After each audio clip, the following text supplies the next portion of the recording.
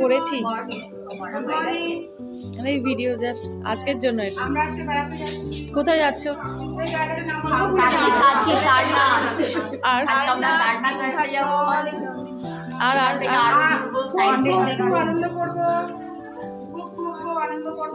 উঠছো কেন? এখানে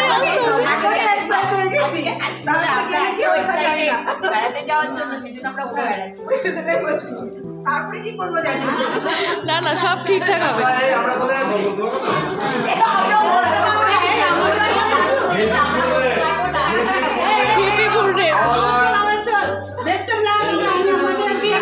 এই যে ওইখানে দাঁড়ান, এখানে চলে আসলে আসবে না।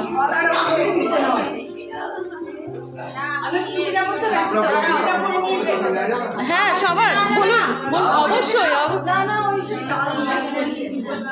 বলুন কিছু না।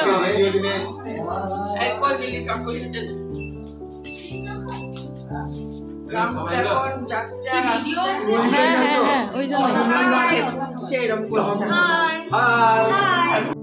সকাল থেকে এত বেশি ঠান্ডা, আর তার মধ্যে আজ আমাদের বেনারস ভ্রমণের দ্বিতীয় দিন।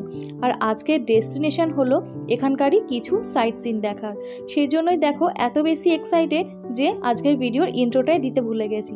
তো চলো আজকের ভিডিওর ইন্ট্রোটাও দিয়ে দিই। আমি গোগোস ঘর কর্নার আমার চ্যানেলে তোমাদের অনেক অনেক ওয়েলকাম। আশা করছি সবাই ভালো আছো, সুস্থ আছো আর সাবধানে আছো। তো চলো আজকের ব্লগটার সাথে থেকো একদম শেষ অবধি। আগের দিনের ব্লগে তোমরা অনেক অনেক ভালোবাসা দিয়েছো, তার জন্য সবাইকে অনেক অনেক থ্যাংক ইউ। এইভাবেই পাশে থেকো আর সাপোর্ট করো। আর ভিডিওগুলো ভালো লাগলে অবশ্যই লাইক, শেয়ার অ্যান্ড সাবস্ক্রাইব করে দিও। আজকের ভিডিওটা স্কিপ করবে না একেবারে। আর একটা কথা যেটা বলার, যে যারা যারা ভাবছো বেনারস ট্রিপ করবে বা প্ল্যানিং করে রেখেছো, আমি বলবো এই সময়টাতে একদম কিন্তু বেনারস ভ্রমণের জন্য আদর্শ একটা টাইম। তাই যাদের ইচ্ছা আছে বেনারস আসার, তো এখন প্ল্যানিংটা করেই ফেলো। বেনারস আছি মনে হচ্ছে, বেনারস ঘুরতে এসেছি মনে হচ্ছে না, মনে হচ্ছে যেন আমরা সিকিম এসেছি না। ওয়েদারটা একবার ওয়েদারটা দেখায়। আর আমাকে আজকে ক্যামেরায় হেল্প করছে এই যে এই মানুষটি। এত ভালো মানুষ এখনো দেখা যায় না, যে নিজে থেকেই বলে চলো তোমরা ভিডিও বাড়িয়ে দিই।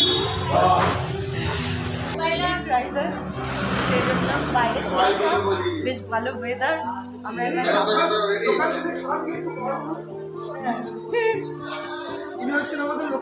ফটোশুট হচ্ছে এখানে।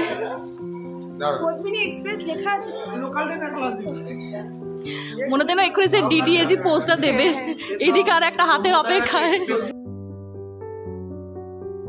এখন আমরা হোটেলের বাইরে দাঁড়িয়ে আছি গাড়ির জন্য।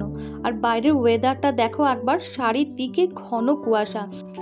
আর এখন বাজছে সকাল 7টা। বেশ কিছু গাড়ি আমাদের জন্য এখানে অ্যারেঞ্জ করা হয়েছে, যেহেতু আমরা এখানে সংখ্যায় অনেকজন আছি। তো ওই একটা গাড়িতে মোটামুটি 10 থেকে 12 জন করে। তো বেশ কিছু জায়গা আমরা আজকে দেখব। তার মধ্যে রয়েছে সারনাথ আছে, যেটা দেখার জন্য আমি ভীষণভাবে আগ্রহী ছিলাম। তার সাথে রয়েছে সংকটমোচন মন্দির, লাল দুর্গা, তুলসী মন্দির বলে একটি জায়গা আছে। যাই হোক, আর যা যা দেখবো সবটাই তোমাদের সাথে ব্লগের মাধ্যমে শেয়ার করব। তবে আমরা আজকে এত ভালো একটা ওয়েদার পাবো সেটা কিন্তু একদমই আশা করিনি। বেশ ভালো লাগছে কুয়াশার মধ্যে সকাল সকাল এরকম একটা আউটিং, বেশ এক্সাইটেড।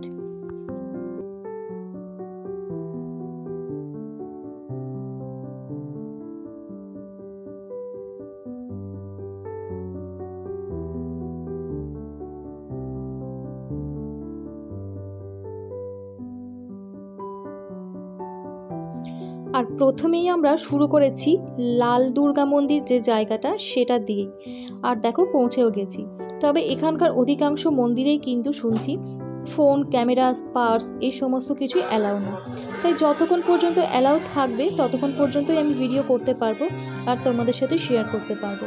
আর বাকিটা কিন্তু সম্ভব হবে না, সেই জন্য পুরোটা দেখাতে পারছি না। আবার বেরিয়ে আসি, তারপরে পুরোটাই দেখাবো। তো যাই হোক, মন্দিরের বাইরেটা দেখে বেশ ভালোই লাগছে। আর সত্যি জায়গাটা না আসলে পরে বেশ মিস হয়ে যেত, কারণ খুব সুন্দর দেখার মতন একটা জায়গা ছিল।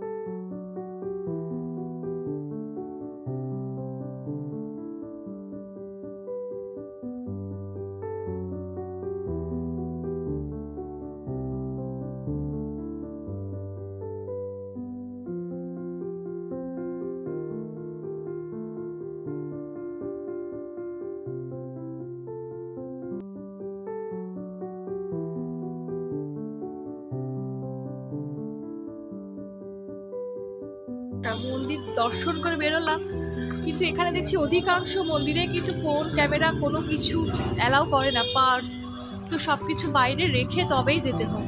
বাইরে ওয়েদারটা দেখো, জানি না আজকে আমাদের দিন সারাদিন হতে চলেছে, কখন রোদ উঠবে, বিভৎস কুয়াশা, তার সাথে সেরকম রকমের ঠান্ডাটাও রয়েছে। এখন যাবো এই কাছে আর একটা মন্দির বলছে মহাকাল মন্দির বা কিছু, তবু নামটা যদি আমি কনফার্ম বলতে পারছি না। এখন এটা পায়ে হাঁটা পথেই যাওয়া যাবে, তো এখান থেকে খুব অল্প ডিস্টেন্স, সেখানে আর গাড়িতে আর উঠবো না, আমরা পায়ে হেঁটেই যাবো। এখন বাকিরা আসছে, সেটার অপেক্ষাতেই রয়েছি আমরা। বেশি বড় টিম হয়ে গেলে যা হয়, একজন আসছে তো আর একজন আসছে না, মোটামুটি অপেক্ষা করতে করতে অনেকটা সময় চলে যাচ্ছে।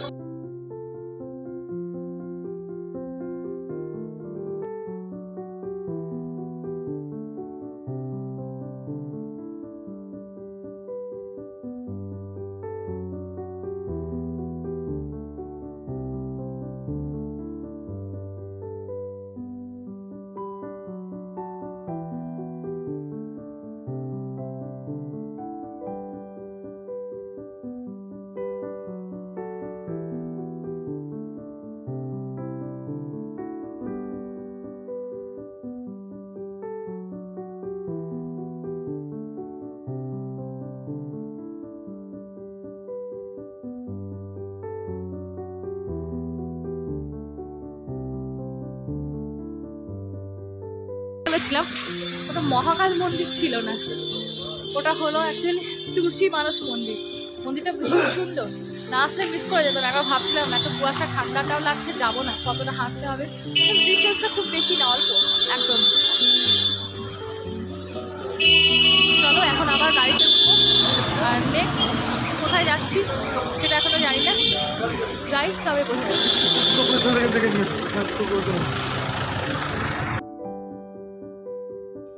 এই ঘন কুয়াশায় ঠান্ডার মধ্যে আমরা প্রায় জমেই যাচ্ছিলাম, তাই সবার একটা চা ব্রেক না নিলে একেবারেই চলছিল না।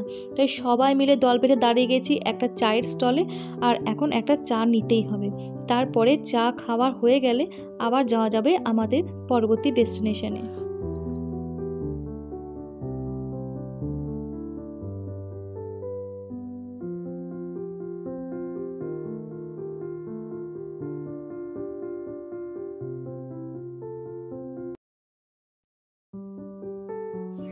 ঠান্ডায় হাত পা পুরো জমে যাচ্ছে।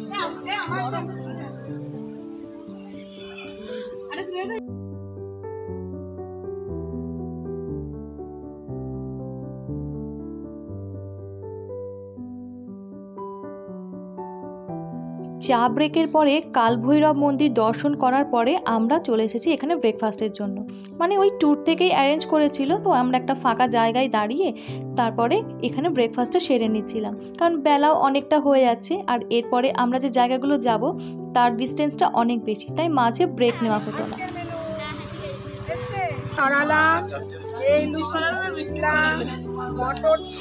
হাঁটা দেখার মা কি করি, আটা দেখি ভালো লাগলো।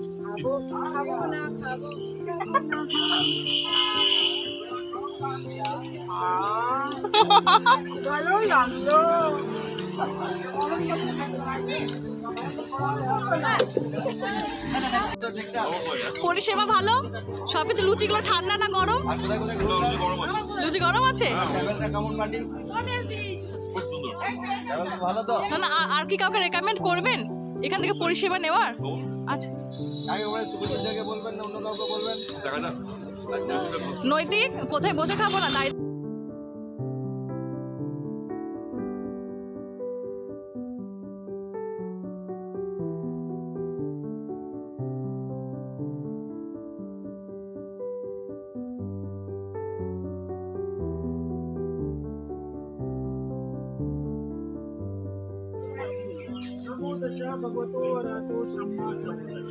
इनका मंत्र होता है, इसको चलाने से शांति मिलती है, दिमाग ठंडा रहता है।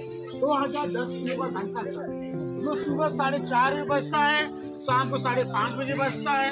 जब ये मॉन्क लोग फेयर के लिए जाते हैं उस समय इसको बजाया जाता है। ये जर्मन की महारानी ने 2005 में महाबोधि सोसाइटी ऑफ इंडिया को এখন আমরা এসেছি সারনাথে। আর এখানে আমাদের সাথে একজন গাইড দাদা ছিলেন, উনি এখানকার সমস্ত ইতিহাসটা আমাদেরকে বুঝিয়ে দিচ্ছিলেন। ভগবান বুদ্ধ বোধিলাভের পর প্রথম যখন সারনাথে আগমন করেছিলেন, এই চৌখণ্ডী স্তূপেই ওনার পঞ্চ শিষ্যের সাথে প্রথমবার পরিচয় হয়।